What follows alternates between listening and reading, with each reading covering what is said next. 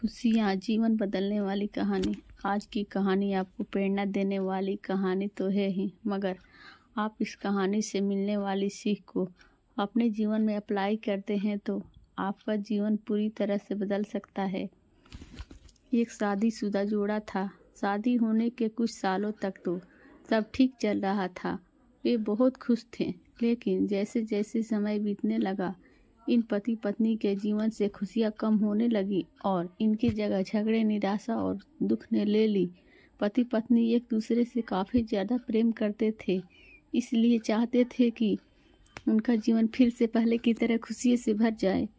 दोनों अपना जीवन पहले की तरह बनाने के लिए कोशिश करने लगे, लेकिन उनकी लाख कोशिशों के बावजूद उनका जीवन वैसा नहीं हो पा रहा था जैसा वो चाहते थे।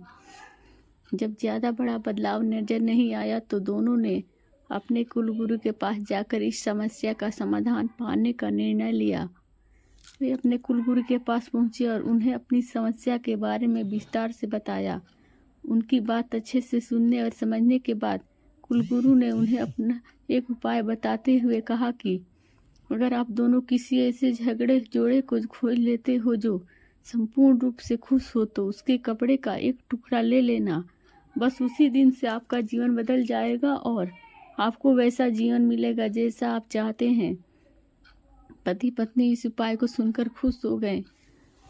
उन्हें लगा अच्छा है, क्योंकि उन्हें ऐसे जोड़े को तलाश करने में ज़्यादा समय नहीं लगेगा जो पूरी तरह खुश हो और साथ ही साथ उन्हें थोड़ा घूमने का भी मौका मिल जाएगा। इस जोड़े ने सोचा सबसे ज़्यादा सुखी जोड़ा वही हो सकता है जिनके पास धन धान्य की कमी ना हो। इसलिए उन्होंने सबसे पहले अपने राजा और रानी को मिलकर उनसे पूछना बेहतर समझा कि क्या वो संपूर्ण रूप से खुश हैं या नहीं। दोनों ने किसी तरह राजा और रानी को एक बार उनसे मिलने के लिए राजी कर लिया। जब वे दोनों राजा रानी को मिलने गए तो उनका काफ़ी अच्छे से स्वागत किया गया और खाने पीने को भी अच्छे से अच्छा खाना खिलाया गया। ये दोनों राजा रानी के साथ में बैठे थे, तब मौका देखकर उन्होंने राजा रानी से पूछ लिया कि क्या वो अपने जीवन में खुश हैं। राजा रानी दोनों ने कहा कि हाँ बिल्कुल, वे दोनों जीवन में खुश हैं। राजा रानी का जवाब सुनकर जोड़े को खुशी हुई, लेकिन फिर भी उन्होंने आगे बढ़कर पूछा क्या आप दोनों पूरी तरह से खुश हो। यह सवाल सुनकर राजा रानी के चेहरे पर थोड़ी सी उदासी छा गई। राजा ने कहा हालांकि भगवान ने हमें जीवन में हर वस्तु दी है जिसकी ज़रूरत है, या यूँ कहूँ कि ज़रूरत से ज़्यादा दी है, लेकिन एक संतान सुख अब तक हमें नसीब नहीं हुआ। राजा का जवाब सुनकर जोड़े को पता चल गया कि वे संपूर्ण रूप से खुश नहीं हैं। उन्होंने अपना सफ़र आगे जारी रखा। उन्हें पता चला कि दूसरे राज्य में एक बहुत धनी सेठ है। इस सेठ के पास धन दौलत के साथ साथ बाल बच्चे भी है, इसलिए उन्होंने उनसे जाकर पता करना चाहा कि क्या वह पूर्णतः सुखी हैं या नहीं। उनके घर पर 1-2 दिन रहने के बाद यही सवाल उनसे पूछने पर सेठ और सेठानी का कहना था कि सब कुछ होते हुए भी वह पूर्ण रूप से सुखी नहीं है, क्योंकि उनके 4-5 बच्चों को संभालने में उनका पूरा वक्त चला जाता है और उन्हें अपने जीवन में बाकी सुख भोगने के लिए समय ही नहीं बचता। पति पत्नी का जोड़ा वहाँ से भी निराश होकर निकला। वो अपने जान पहचान और अनजाने कई लोगों से मिले पर अंत में उन्हें यही पता चला कि सबके जीवन में कोई न कोई ऐसी कुछ तो कमियां हैं जिनकी वजह से वो अपने आप को पूर्णतः सुखी नहीं समझते थे। अंत में पति पत्नी एक किसान दंपति से मिले जो दोपहर में खेत में काम करने के बाद खाना खाने के लिए बैठे थे।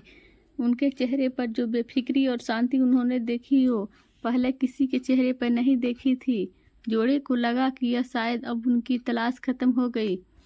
किसान अपने पति पत्नी के पास जाकर दोनों ने उनसे पूछा कि क्या वो अपने जीवन में खुश हैं। किसान और उसकी पत्नी ने कहा है बिल्कुल वो खुश है। जोड़े ने किसान से अपना अगला सवाल किया कि क्या वो जीवन में पूर्णतः खुश है। किसान ने मुस्कुराते हुए कहा बिल्कुल, दुखी होने के लिए उसके पास कोई कारण ही नहीं है।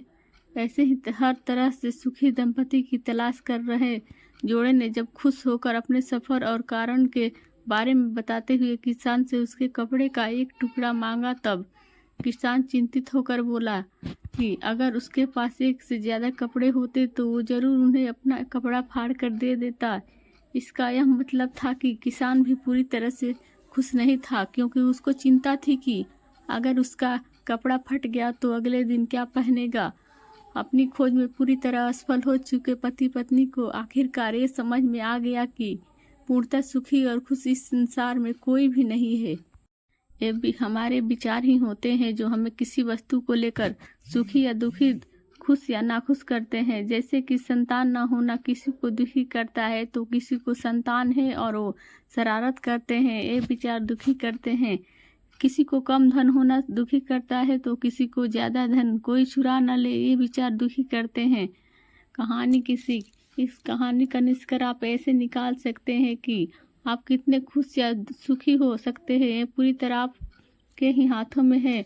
आप जितने चीज़ों के या सिचुएशन के प्रति अपना सकारात्मक विचार रखते हैं, आप अपने आप को उतना ही सुखी और खुश होने में मदद करते हैं।